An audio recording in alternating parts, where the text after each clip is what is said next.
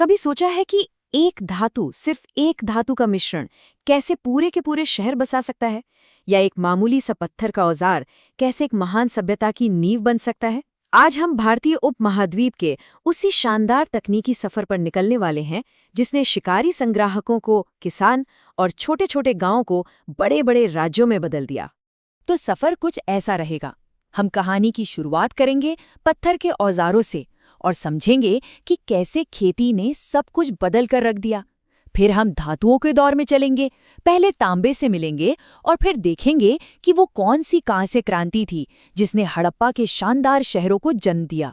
और आखिर में हम ये भी देखेंगे कि यह शहर कैसे गुमनामी में खो गए और उनकी जगह एक बिल्कुल नए समाज ने कैसे ली। तो चलिए शुरू करते हैं पहले पड़ाव से, पत्थर से खेत तक।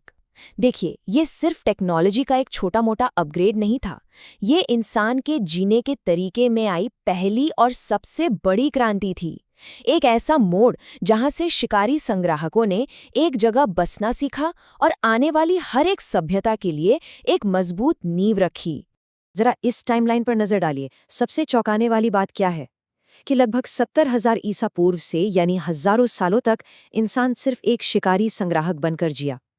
खेती की तरफ आना, जो हमें आज बहुत सामान्य लगता है, असल में इतिहास में एक बहुत बहुत नया बदलाव था। पूरा पाषाण काल के भारी भरकम औजारों से हम मध्य पाषाण काल तक पहुंचे, जहां बदलती जलवायु के हिसाब से छोटे और सटीक औजार बने, जिन्हें माइक्रोलिथ्स कहते हैं। और यही तकनीकी विकास एक बहुत बड़े बदलाव के लिए जमीन तैयार कर रहा था। तो सवाल उठता है, इसे क्रांति क्यों कहते हैं? क्योंकि ये सिर्फ खेती की शुरुआत नहीं थी, ये एक ऐसा बदलाव था जहां से वापसी का कोई रास्ता नहीं था। सोचिए, एक बार जब इंसान गांवों में बस गया, आबादी बढ़ने लगी, मिट्टी के बर्तन और बुनाई जैसे नए हुनर आ गए, तो क्या अब पुराने खानाबदोश जीवन में लौटना मुमकिन था? बिल्कुल नहीं। एक स्थायी घर के इस विचार ने ही मानव समाज को हमेशा हमेशा के लिए बदल दिया। अच्छा, खेती ने लोगों को एक जगह तो बसा दिया, पर एक दिक्कत थी। पत्थर के औजारों की अपनी एक सीमा थी। तो अगला बड़ा कदम तब आया जब इंसान ने एक बिल्कुल नई चीज खोजी, धातु। और यहीं से ताम्रपाषाण काल यानी कॉपर एज की शुरुआत हुई। देखिए, ये दौर नवपाषाण काल से एक बड़ी छलांग तो था। अब यहाँ वहाँ बिखरी बस्तियों की जगह हमारे पास सही तरीके से बसे हुए गांव थे। लेकिन ये तरक्की एक जगह आकर रुक गई। तांबे की टेक्नोलॉजी और उस पर टिका समाज एक हद से आगे नहीं बढ़ पाया। वो लोग बड़े शहर क्यों नहीं बना पाए? कमाल की बात है कि इसका जवाब खुद उस धातु में ही छिपा था। तो असल समस्या ये थी कि तांबा, मतलब कॉपर, एक नर्म धातु है। वो इतना मजबूत नहीं था कि गंगा के मैदानों के घने जंगल काट सके या दक्कन की कठोर काली मिट्टी को जोत सके। इसीलिए ये समुदाय सिर्फ अर्ध शुष्क यानी सेमी एरिड इलाकों तक ही सीमित रह गए। वे बस उतनी ही खेती कर पाते थे जितने में उनका गुजारा चल जाए। कोई बड़ा सरप्लस या अधिशेष नहीं बचता था। और जब सरप्लस ही नहीं होगा तो आप बड़े शहरों, व्यापारियों और प्रशासकों की बड़ी आबादी का पेट कैसे भरेंगे? नतीजा, उनकी बस्तियां गांव की गांव ही रहीं, कच्ची ईंटों से बनी, जो वक्त की मार नहीं झेल पाईं। तो अब चलते हैं उस सभ्यता की तरफ जिसने ताम्रपाषाण काल की इस मुश्किल का हल निकाला। ये थी हड़प्पा सभ्यता, जिसकी पूरी ताकत एक क्रांतिकारी नई चीज से आती थी, कांस्य यानी ब्रॉन्ज। कांस्य ही असली गेम चेंजर था। बस तांबे में थोड़ा सा टिन मिलाकर हड़प्पा के लोगों ने एक ऐसी धातु बना ली जो तांबे से कहीं ज्यादा कठोर और टिकाऊ थी। इसका मतलब अब औजारों की धार ज्यादा देर तक तेज रहती थी और वो ज्यादा जोर झेल सकते थे। ये कोई छोटा मोटा सुधार नहीं था। इस एक खोज ने खेती और कारीगरी की पूरी दुनिया ही बदल कर रख दी। यहाँ कारण और असर की एक सीधी सी चेन है।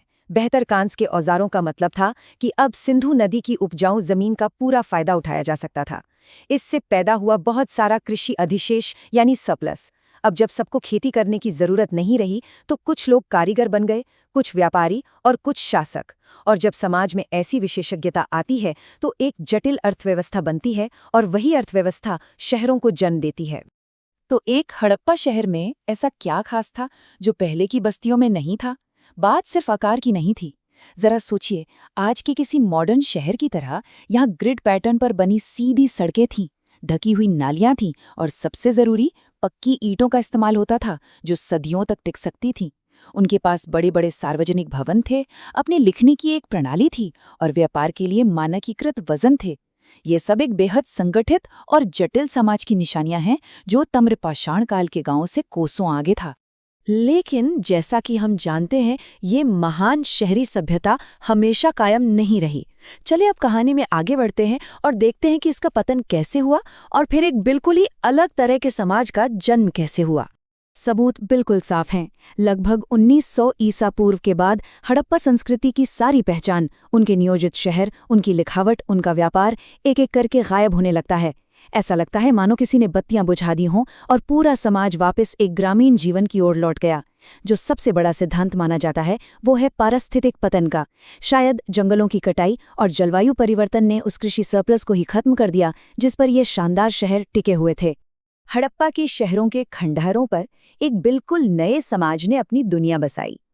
ये वो समाज था जो बड़े बड़े खेतों और अन्न के भंडारों पर नहीं बल्कि मवेशियों के झुंडों पर निर्भर था।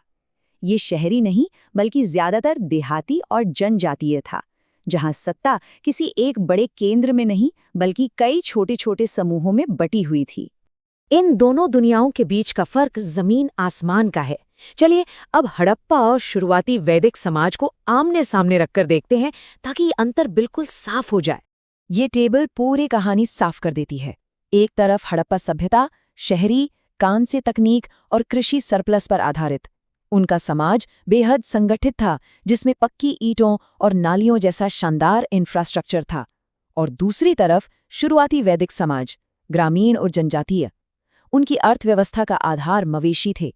उनकी टेक्नोलॉजी मुख्य रूप से तांबे पर निर्भर थी और उनकी बस्तियां घास फूस की अस्थायी झोपड़ियों की थीं। ये एक तरह का पूरा सामाजिक और तकनीकी रीसेट था।